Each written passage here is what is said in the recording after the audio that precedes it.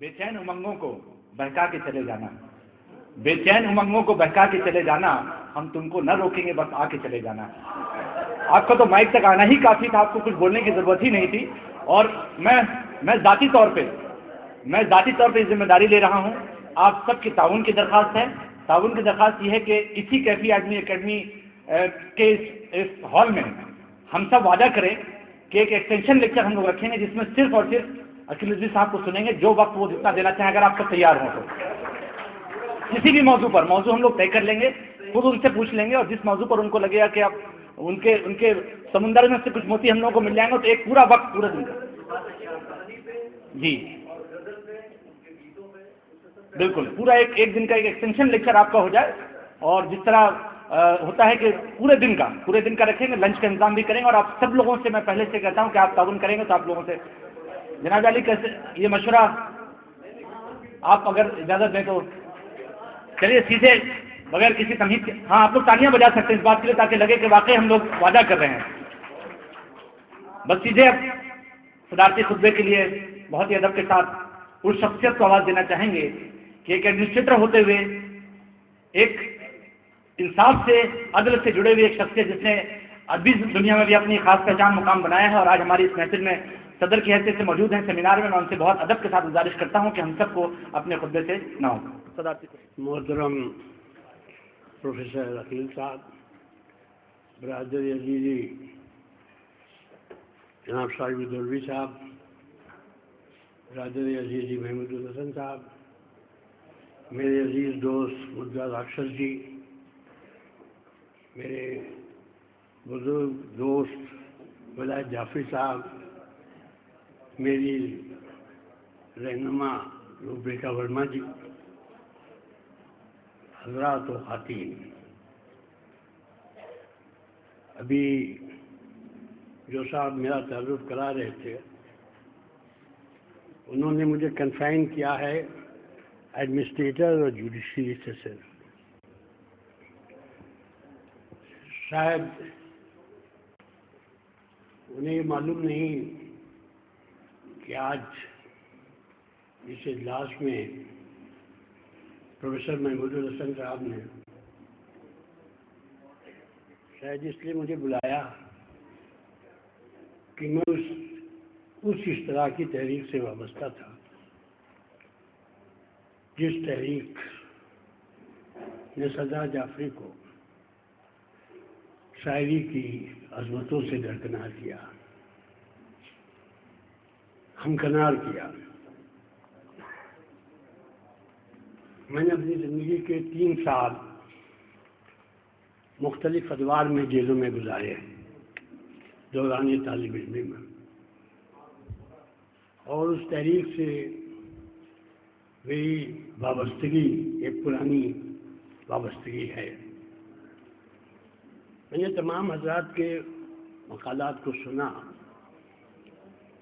और ख़ुसूसन जनाब प्रोफेसर साहब का, अकील साहब का, और ख़ास तौर पर यादव जी का और सबिया अनवर का, जिन लोगों ने बड़ी तफसील से सदा जाफरी की शायरी, उनकी नस्र, उनकी तहसील, उनकी तनकीद के ऊपर अपने ख्यालात का इज़हार किया। लेकिन किसी भी मक़ाला निगार ने इस बात की तरफ रोशनी नहीं डाली कि तरक्की पसंदी है क्या, तरक्की पसंदियत किसे कहते हैं, तरक्की पसंद कौन हो सकता है, उसका क्या पैमाना है। क्योंकि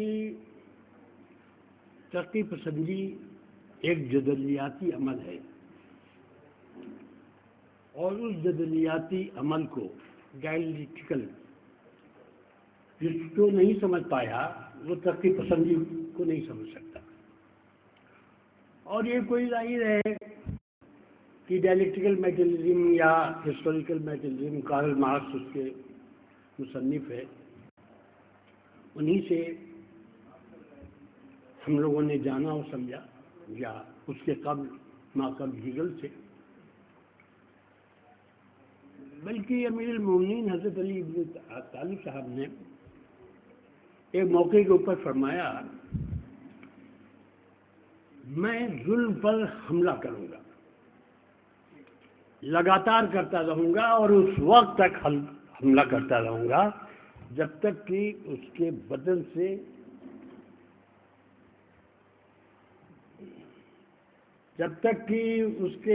سے حق نہ نکلا۔ کہنے کا مطلب ہے کہ ہر نظریہ اگر وہ نظریہ ہے تو اس کے باطن میں اس کی ضد شامل حال ہوتی ہے۔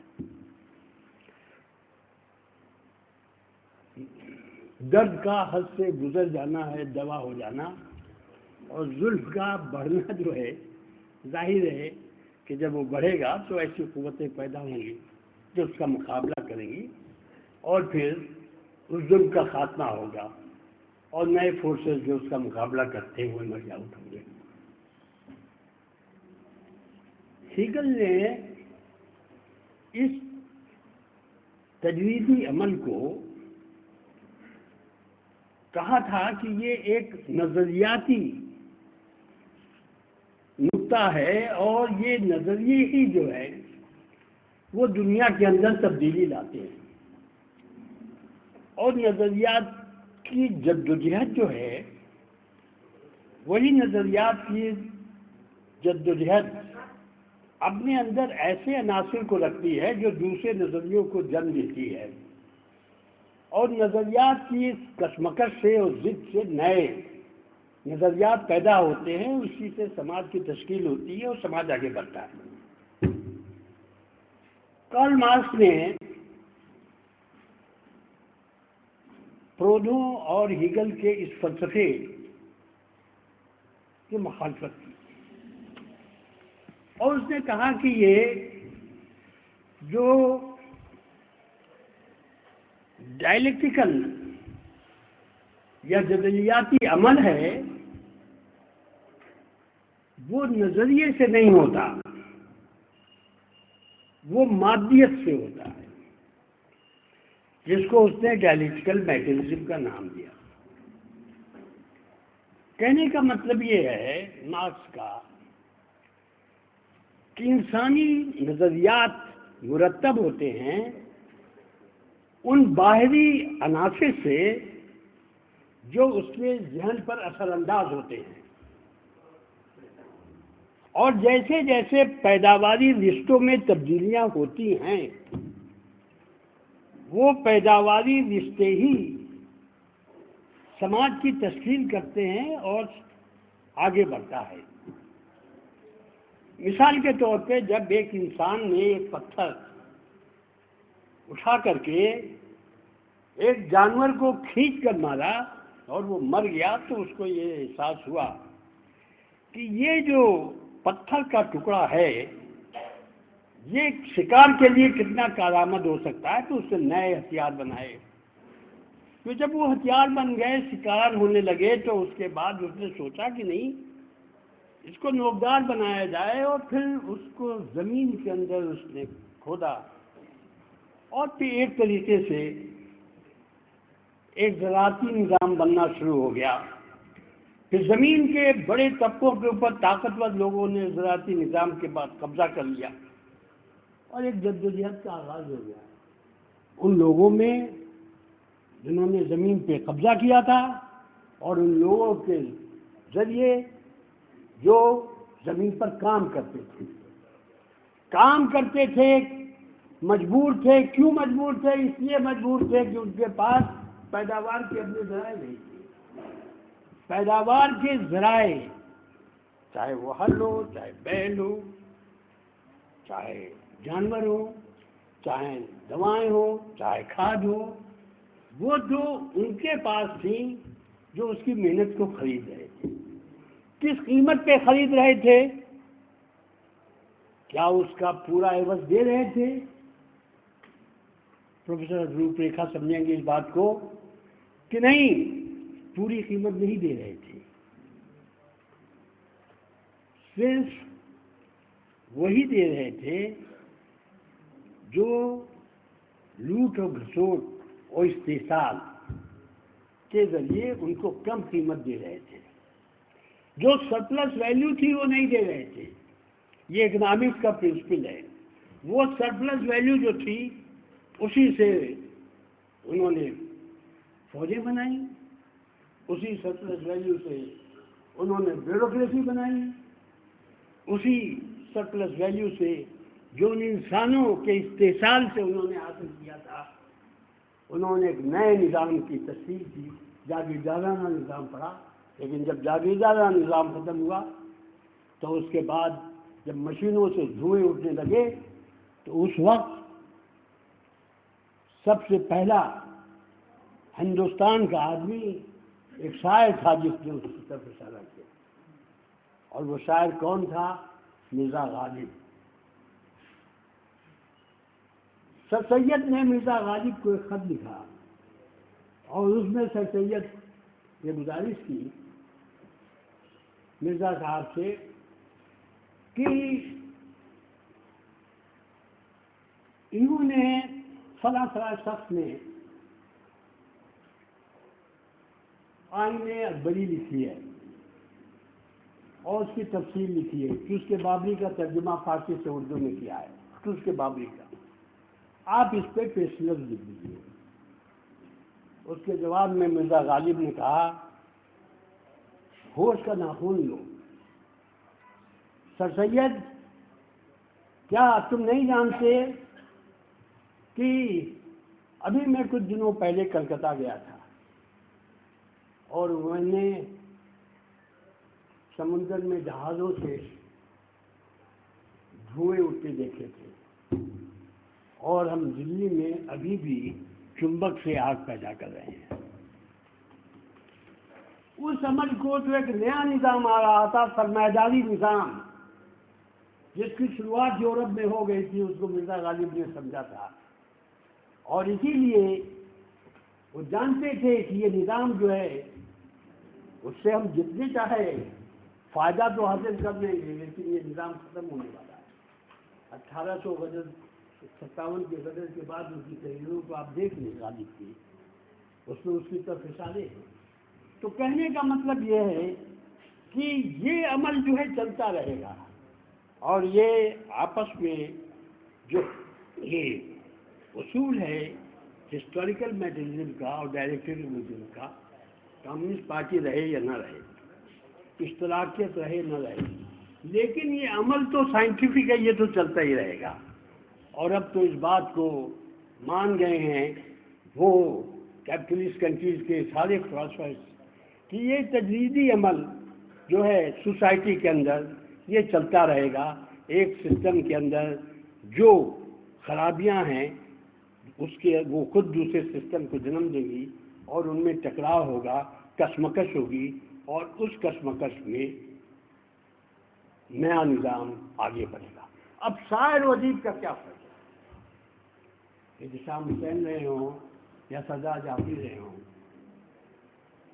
सरदार जाफरी का तरक्की पसंद अदब, एहतिशाम हुसैन की मुख्तलिफ जो तनकीदी उनके नज़रियात हैं, उनको अगर आप बगौर मुतालिया करें तो आप इस नतीजे के ऊपर पहुँचेंगे कि उन्होंने कहा कि ऐसे वक्त में, उस जद्दोजहद में, उस स्ट्रगल में जो एक सिस्टम के खिलाफ दूसरे सिस्टम से होता है, उसमें शायर व अदीब का फर्ज जो है खामोश रहना नहीं है। उसके लिए एलिया एलनबर्ग ने कहा था, मैं उस एक लम्हे के लिए लिखूंगा। कहा जाता है कि हंगामी अदब तरक्की पसंद, मैं उस एक लम्हे के लिए कहूँगा जिस एक लम्हे में दुनिया की तकदीर बदलने वाली है।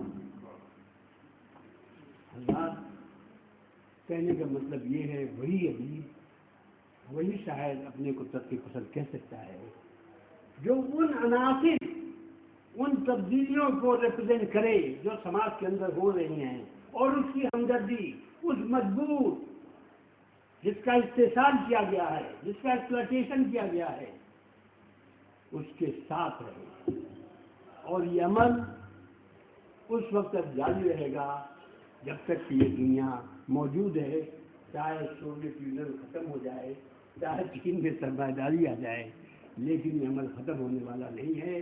اور سجاد ظہیر نے یہی کیا جو سائنس کہتی ہے، جو سائنٹیفک میکانزم کی تھیوری ہے وہ کہتی ہے، اور وہی وہ طرف پسند ہے جو ان طاقتوں کے ساتھ دے جو نبرد آزما ہیں، ان طاقتوں کے خلاف جو دنیا کے اندر نو آبادیاتی نظام پیدا کرتے ہیں، جو ملک کے اندر انتشار پیدا کرتے ہیں، استحصال کرتے ہیں، روٹ گھسوٹ کرتے ہیں، اور ہزاروں انسانوں کو بھوکوں مرنے پر مجبور کرتے ہیں۔ آج بھی یہی ہو رہا ہے۔ گجرات میں 800 لوگ صرف خودکشی کر چکے ہیں اس لیے کہ ان کے پاس آج کھانے کو نہیں ہے۔ یہی آج مہاراشٹر میں ہو رہا ہے۔ آج وہ شاعر کہاں ہیں؟ آج وزیر کہاں ہیں؟ آج وقت ان کو پکار رہا ہے کہ جو نسل کشی ہوئی ہے، گجرات میں ہوئی ہے، جو مظفر نگر میں ہوئی ہے، اس کے خلاف آواز کیوں نہیں اٹھ رہی ہے؟ آج اس زوروں سے یہ 47 میں اٹھی تھی، آج صوبہ سے لکھنے والا کوئی نہیں ہے، آج انگارے لکھنے والے نہیں ہیں، آج طوفان ایکسپریس لکھنے والے نہیں ہیں، آج ٹھنڈا گوشت لکھنے والے نہیں ہیں۔ آج ضرورت ہے ہمارے ادیبوں کو، ہمارے شاعروں کو اس نئے انسان کی طرف توجہ کرنے کی جو نیا انسان اس ملک کے اندر تبدیلی لانے والا ہے۔